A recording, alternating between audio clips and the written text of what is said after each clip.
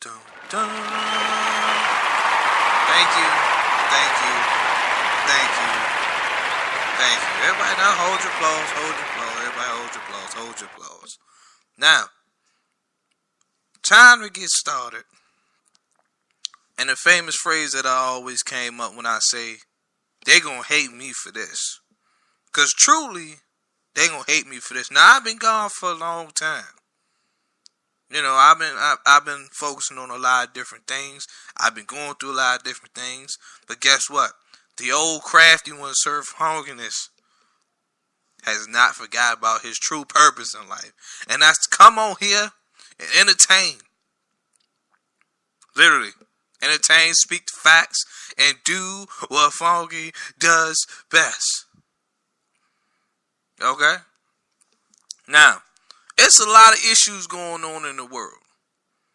Alright? Speak on it, Funky. Let me speak on it. I'm going to speak on it. It's a lot of issues going on in the world today. And we're going to cover a lot of that. So, first and foremost, I do want to give a shout out to my girl Cardi B and Offset. You know, my man Offset proposed to Cardi B at the show they did the other night. You know what I mean? I ain't no hater, nothing like that. You know what I mean? I accept love any way, any shape, form, whatever way it comes. You know what I mean? Even though they did just break up over a blanket, though. You know, now all of a sudden they engaged. Break up over a blanket and then get engaged. Kind of weird, personally myself. But, hey, what do I know, right? I'm just a good Samaritan that go to work every day and pay his taxes. What do I know about that kind of love? Because if I break up with anybody, I need that blanket back, though. Hey, that's my lucky blanket. Give me that blanket back. You know, I'm just saying. But it is what it is. But congratulations to them. They doing their thing. I hope everything works out well for them. That's all I can say pretty much about that. Now, with this being said, America, and I know a lot of people probably going to hate me for saying this yet again, but I think a certain somebody, not naming nobody in particular, Trump, I think since a certain somebody that got elected into the office has taken freedom of speech to a whole new level. Now, granted, I understand that this is our commander-in-chief. This is the president of the United States. So he can say whatever he want to say. He going to say whatever he want to say. But, you know what I mean? Of course, what he says does has repercussions. You know, it does take effect on the world because you are the president. You are at the top of the food chain. So whatever you say, it's gonna look down. They gonna look down on you for that. I'm just saying. But because of how he really feel, especially towards the black community, now you starting to see it really pour out. You know what I mean? Now you really starting to see it show. You get what I'm saying? Now you starting to see it show. And we're gonna say that as well. We're gonna get back to that as well. First and foremost, while we're on the topic of sports, Eric Bledsoe of the Phoenix Suns, go ahead, stand up. There you go, right there. I see you. I understand what's said in the salon stays in the salon,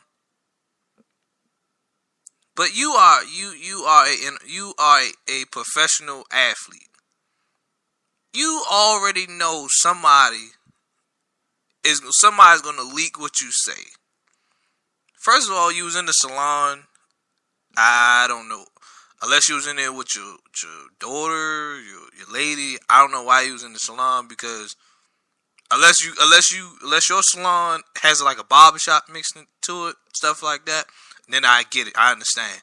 But if you just in the salon just to be in the salon, yeah, that's kind of creepy. basically, he was in the salon talking about he don't want to be in Phoenix anymore. You know, stuff like that gets out to the public. You think this is why you can't be a professional athlete having a regular conversation about your team and thinking it's not gonna get out. Somebody is recording. Somebody is taping you. Somebody is watching you. It's always gonna be that one person in the salon. And guess what? They try to make money off you. That's like me being like, you know what I mean, a multi-millionaire, and I say something in the barbershop. Somebody gonna be recording it. Somebody gonna try to get some money off of it. That's why I was like, man, you watch your words. You know what I mean? If you really don't want to be in Phoenix anymore, just take the Kyrie Irving route. Just be like, look, I don't want to be here no more. You know what I mean? Just go to the team, go to the head coach, go to the team owner. Be like, look, I don't want to be here no more. You know what I mean? I done gave y'all some years. I didn't put my heart and soul in this team. I'm gone. I'm out. I'm pretty sure somebody will pick you up because you still got talent. You know what I mean? You're still a good point guard, so I'm pretty sure somebody will pick you up. I'm just saying. I'm just saying. Now,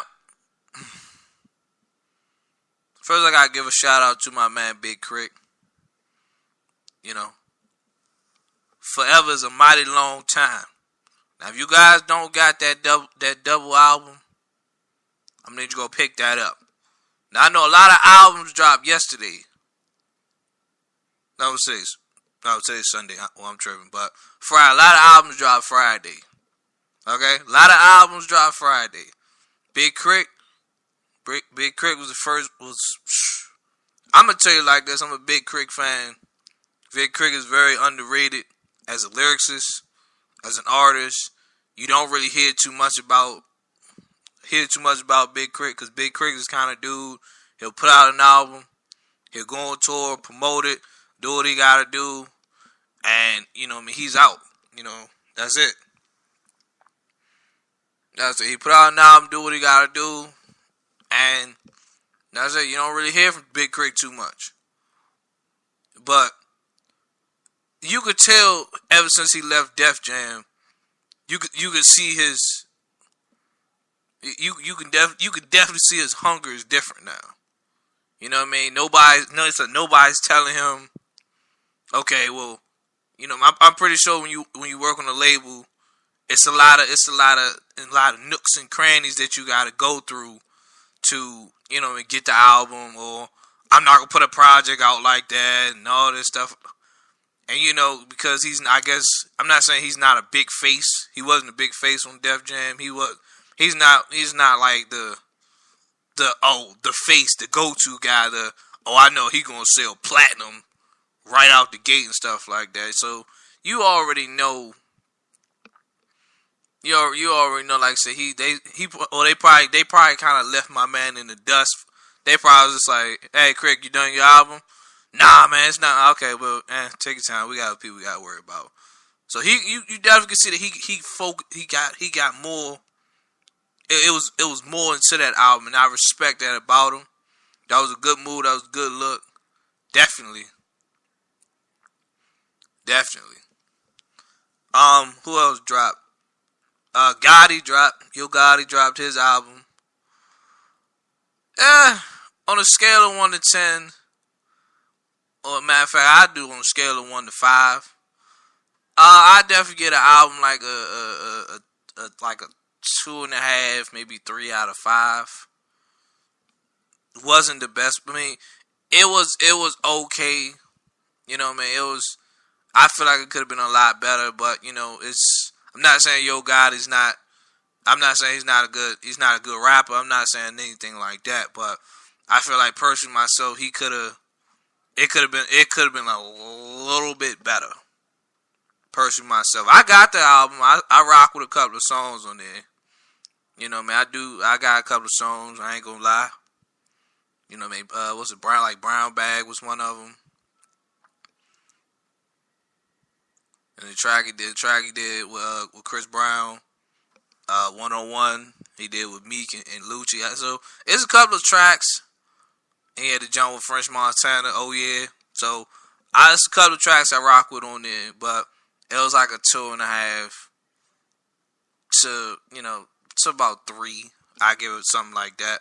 And then on top of that, the only song that I didn't actually download from Apple Music was the Rake It Up jump. Reason being because I can't stand the song.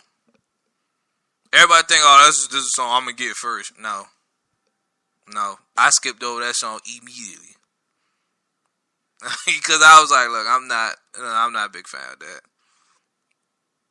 Of course, I call even though he's not close to Nate Dogg's talent.